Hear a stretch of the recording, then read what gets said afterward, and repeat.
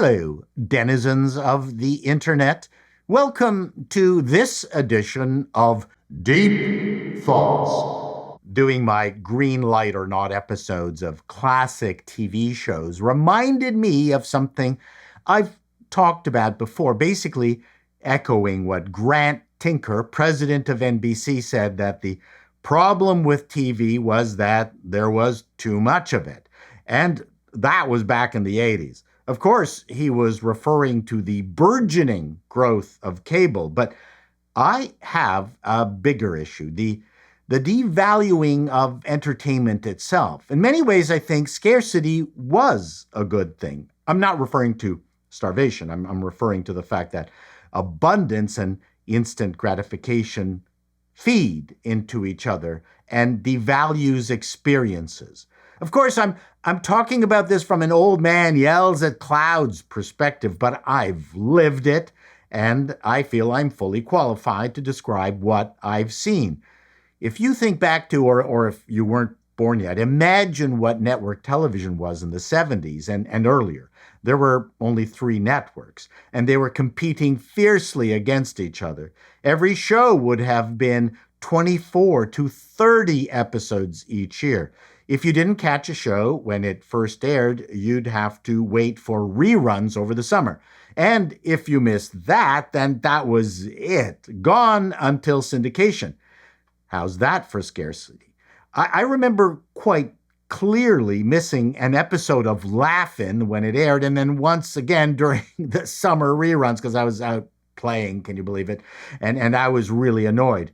But you say, what about the reruns on your local TV stations? Sure, but back then the reruns didn't start until a show was done and off the air. And even then, not every show was syndicated, WKRP, for example.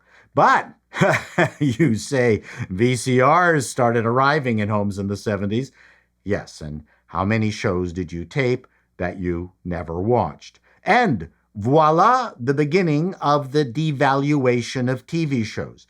I knew the moment when music began to lose its value, when my good friend proudly told me he had 10,000 songs on his hard drive downloaded from Napster, which would take him 90 days at 8 hours a day to get through. Forget the fact that he stole the music. Suddenly, it was the volume of music you owned and not the music itself that was important.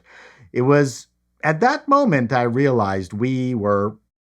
But you say, what about the popularity of box sets? That made the production companies a lot of money. Yes, true enough. And we dearly love our Star Trek, Bewitched, and Elf collections. In those cases, it was more of a revaluation rather than a devaluation, because if you recall, they were not cheap. I think they represented a valid extension of the scarcity paradigm. We got them because it was the only way to see all our favorite shows, and people still value their VHS and DVD collections. In many cases, now you just turn on the streamer fire hose and drink from it. Convenience is more important than quality. Who out there values their streaming collection? I used to do lectures about sitcoms. My joke was, do you see a quality knob on your TV? No, only a volume knob. And in many ways, modern productions are much slicker with their shaky cam and HD cinematography, but they are also less creative in many ways and somehow soulless. Aha! But what about The Sopranos, you say? Yes, it debuted in 1999. Breaking Bad, 2008. Game of Thrones, 2011. This is as bad as the Spotify Top 100. According to music maven Rick Beato, there is only one band, a real band, in the top 100 that you could label as new. The most popular acts on Spotify include Coldplay. Damn, they hit the scene in 1996. The Weeknd, not a band. Bruno Mars, not a band. Lady Gaga, not a band. Maroon 5, 1994. Rihanna, not a band. Ed Sheeran, not a band. Taylor Swift, Bad Bunny, and Drake are also not bands. Damn, the freshest person on this list is Bad Bunny. I view bands in the traditional sense akin to popular TV shows of the past. I knew the cast of my favorite TV shows, and I knew all the members of my favorite bands. Cream, Mountain. I mean, do you know who's in the Weeknd's band? No. I loved The Marvelous Mrs. Maisel, but I don't have the same emotional connection to it as I do to the Dick Van Dyke Show. Maybe it was because of the repetition of a season, which at the time had 30 shows a year, as I said. Maybe it was special and irretrievable at the time. But what about The Honeymooners? It ran for only one season.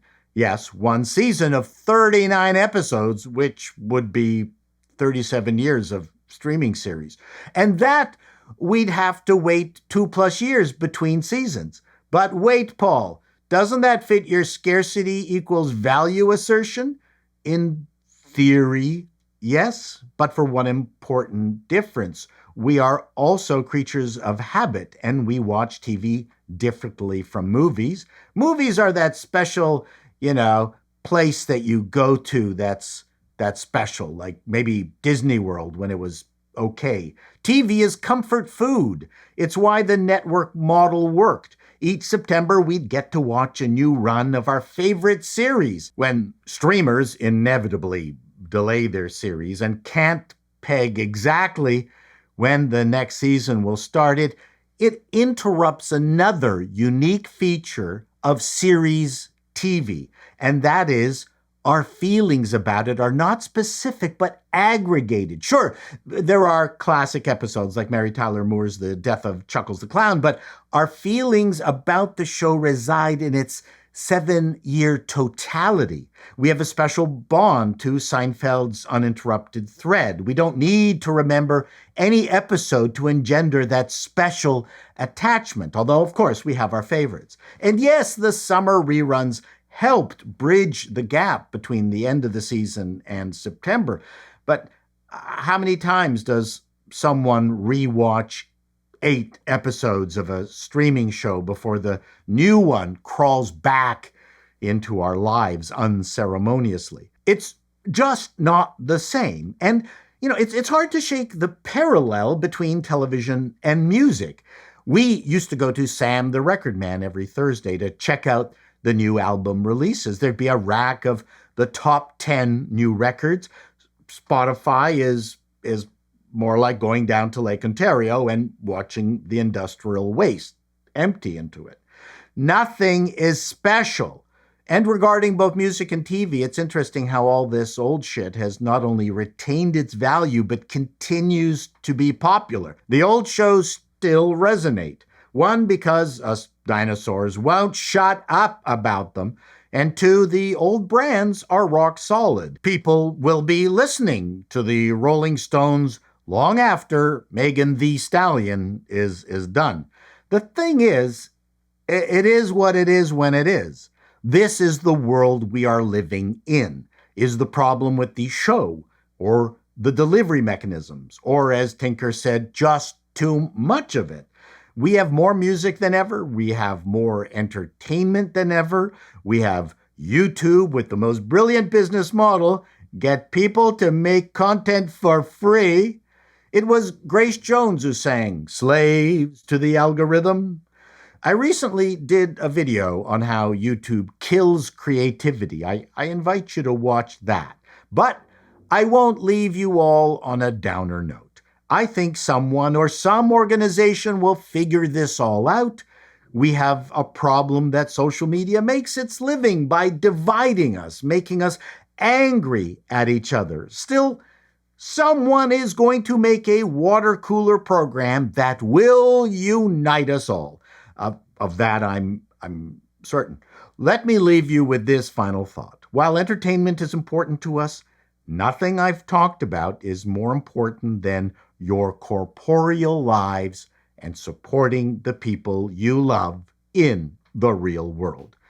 Put your phone down and hug someone. I mean, after you've watched this on your phone. Till next time, denizens, be seeing you.